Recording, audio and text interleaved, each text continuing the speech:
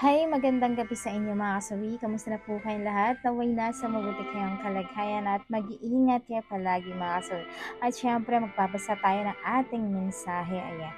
Magtanong lang po ako. Ay 48 na may jowa ako 56. Nasasaktan kasi siya dati na binalikan 56 na rin ka-school yan. Kami ng jowa ko ay 3 to 5 years na hindi ko alam na sila ay matagal na rin. Pero hindi na yan pinapaalam kasi pero alam ko na yung lagi namin na pinag-aawayan. Ano po ba ang dapat kong gawin? So yung ating sender mga kasawi ay isang babae na sabi niya ang kanyang jowa or in short ay meron ng ibang karelasyon ang kanyang kalibin. Kumbaga, eto daw ay matagal niya nang nalalaman. Kumbaga, mas kino-confirm niya lang gusto niya ipapaamin sa kanyang jowa. So, yun nga lang, ay ano ba ang dapat niyang gawin? So, ano ang dapat niyang sasabihin?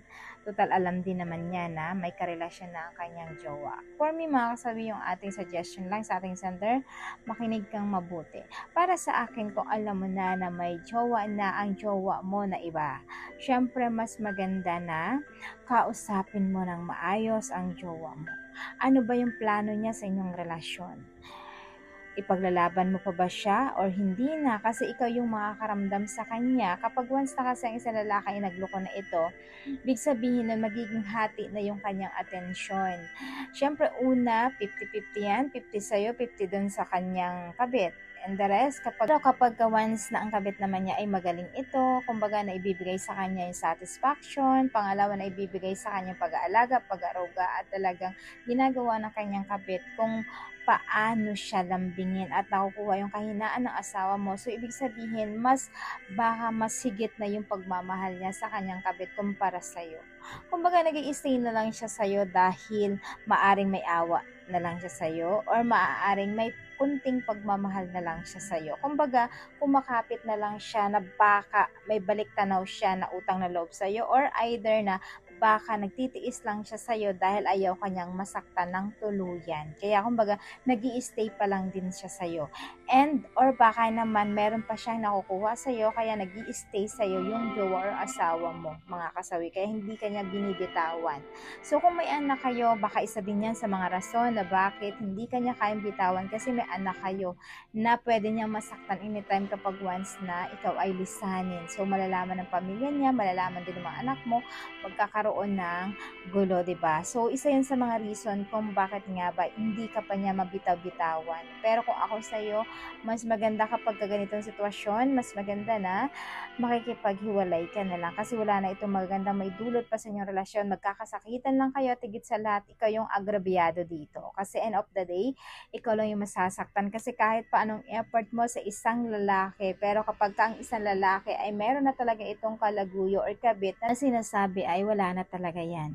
So, ibig sabihin, ikaw na lang yung nakikipagsiksikan sa kanya kasi hindi ka na talaga niyan masyadong mahal or nawawala na yung pagmamahal niya sa'yo kasi nga, ando na sa kabila yung kanyang priority at pagmamahal niya. Kaya 'di ba kahit paanong matagal na pagsama ng isang mag-asawa pero kapag meron itong third party yan nagiging ending, mas iniiwan pa nila yung mga legal wife at sumasama sila sa kanilang mga kabit, mga kasawi. Kadalasan na nangyayari yan sa ating panahon ngayon, mga kasawi. Maganda na mag-let go ka na lang, mag-move on ka na lang, iwanan mo na lang siya. So, kausapin mo na, pinapalaya mo na siya kung talagang yun ang gusto niya at mahal niya. So, ikaw yung magparaya kahit gaano kasakit kasi para naman mas mahalin mo yung sarili mo, mas makapag-move on ka sa sakit na nararamdaman mo bawat araw. Lalo kapag tuwing hindi mo nakakasama ang jowa mo dahil nakakasama niya ay mas masakit isipin sa puso at isip mo na siya yung kasama mo at nasasaktan ka ng tuluyan. Grabe yung torture na nagagawa sa atin kapag once na gano'n yung nangyayari na alam natin na sa piling siya ng kabit niya kapag once na eto yung nangyayari sa inyong relasyon, mga kasawi. Kaya kumbaga, minsan yung mga legal wife ay hindi na ito nakakaisip pa ng hindi maganda na iniisip or minsan hindi na sila nakakapag-focus pa sa kanilang sarili dahil iniisip nila na ano kaya ang ginagawa ng asawa ko at ang kabit niya, ano kaya, saan kaya sila ngayon, 'di ba? yung mga thinking na gano'n, napakasakit yung parang tino-torture mo yung utak mo. Kasi syempre ikaw nasasaktan ka ng gusto pero wala kang magawa, gusto mong sumigaw, wala kang magawa. Kasi nga dahil mahal mo, gusto mo pang magbago, gusto mo pang ipaglaban. End of the day is bibitawan ka na lang niya. Kaya ngayon habang hindi pa uli ang lahat, na sobra ka nasasaktan, bumitaw ka na. Ikaw na mismo ang kumusa para naman hindi na magpatuloy ang sakit na nararamdaman mo. Yun naman po mga kasawi yung ating suggestion sa ating sender. Naway naintindihan mo ang ibig ko sabihin. Maraming salamat po sa patuloy na pagsuporta niyo sa akin sa walang sawang pag-share at pag-comment. Sa mga hindi pa po nakapag-subscribe mga kasawi, pwede na kayo mag-subscribe, pwede na rin kayo mag-follow para updated kayo sa topic ko araw-araw. Magandang gabi mga kasawi.